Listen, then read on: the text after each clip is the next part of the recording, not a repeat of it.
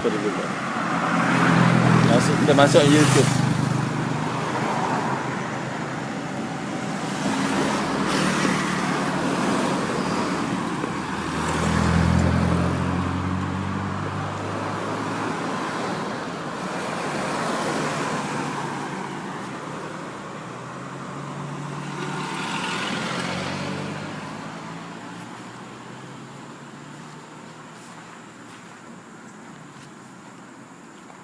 Mabuk aje.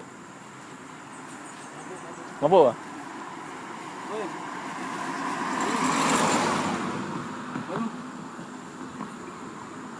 Tak boleh ni. Bangun. Kau mabuk tidur tepi jalan, ha? Ha?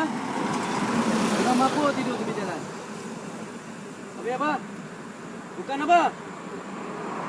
Ha? Balik tidur rumah lah. Saya ingat kena langgar ke kan? Mabuk.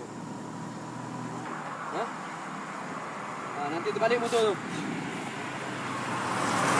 Balik motor. Duduk. Woi, duduk. Duduk sana dulu. Duduk sana. Apa betul? Duduk sana. Duduk sana dulu. Dia boleh bawa motor baru jalan. Duduk dulu. Duduk.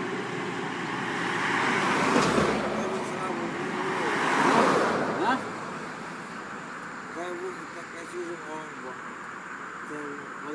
Yalah, tengok orang pun berhenti tengok you ingat mampu ke apa kan? Betul juga. Tapi kalau duduk Apalah, aku cakap duduk dia diam dulu nanti aku orang mabuk baru boleh jalan. Nanti kena langgar motor. Pergi duduk nak. Kau boleh? Boleh?